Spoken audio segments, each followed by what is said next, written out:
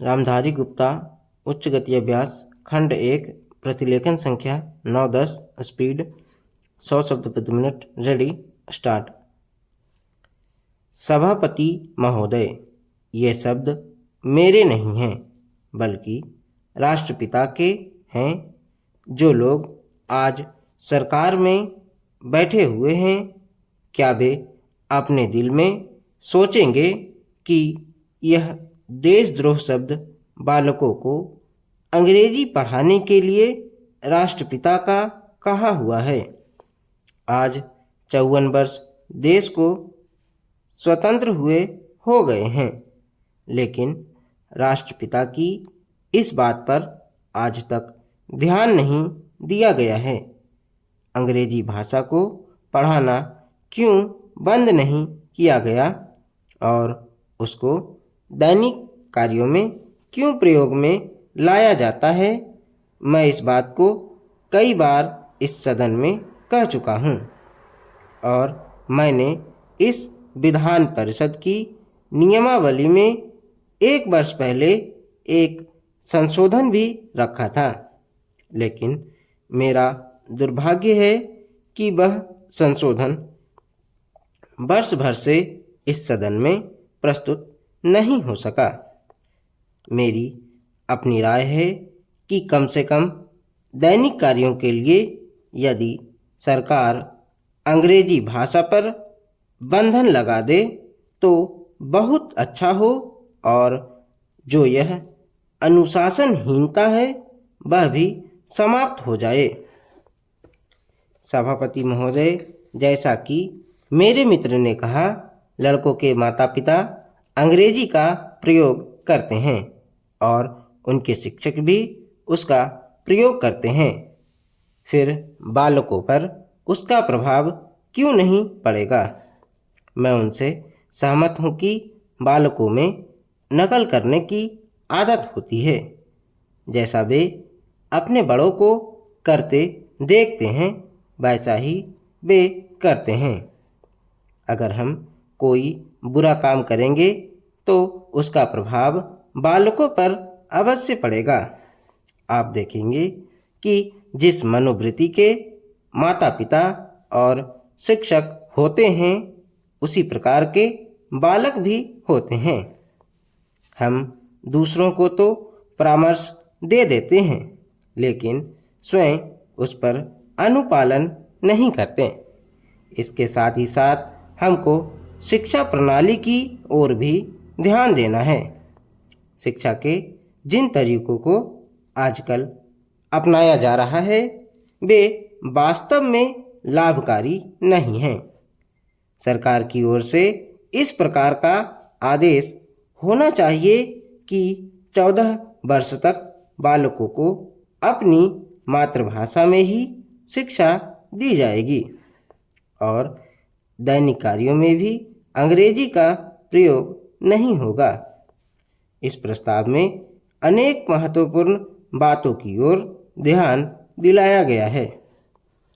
मैं समझता हूँ कि जब माननीय मंत्री जी इसका उत्तर देंगे तो कह देंगे कि हम बहुत सी बातों पर कार्यान्वयन कर रहे हैं, लेकिन मैं समझता हूँ कि उन पर कोई कार्यान्वयन नहीं हो रहा है।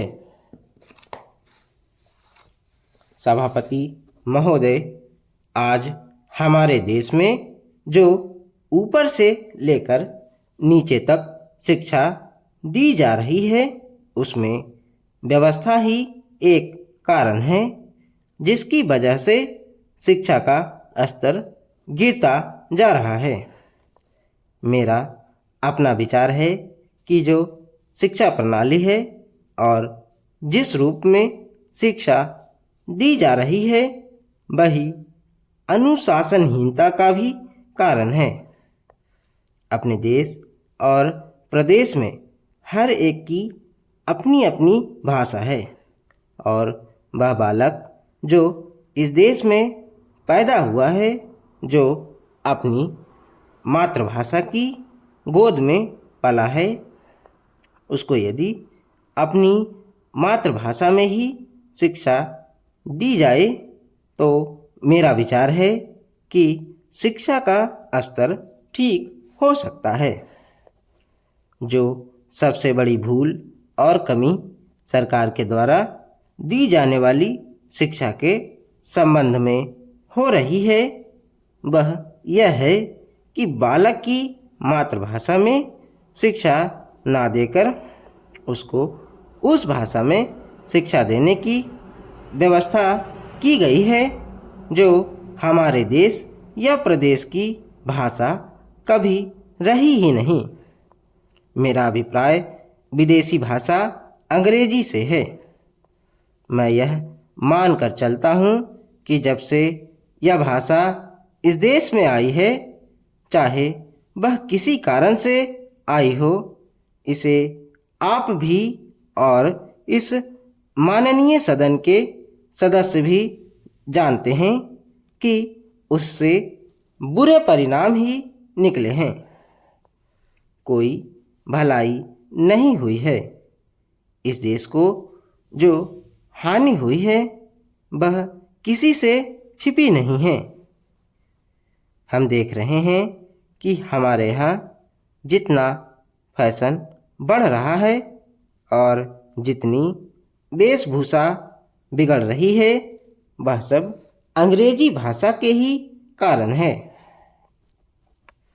जिस समय यहाँ पर अंग्रेजों का राज्य था, प्रायः यह देखने को मिलता था कि वे लोग जो विशेष करके किसी न किसी तरह से सरकारी पक्ष के ही होते थे, अंग्रेजों से मिलने के लिए जाते समय अंग्रेजी वेशभूषा का ही प्रयोग करते थे। परंतु यह इस प्रदेश और इस देश का दुर्भाग्य है कि अंग्रेजों का राज्य समाप्त हो जाने के बाद भी लोग उनकी वेशभूषा को पहनते चले जा रहे हैं। इससे जो प्रभाव हमारे देश के फैशन पर पड़ा उससे लाभ के बजाय हानि ही हुई है और हो भी रही है। मेरा ऐसा विचार है कि अंग्रेजी वेशभूषा से इस देश को बहुत हानि हुई है। भारत की गौरवपूर्ण सभ्यता और संस्कृति के संरक्षण पर पर्याप्त ध्यान देने की आवश्यकता है।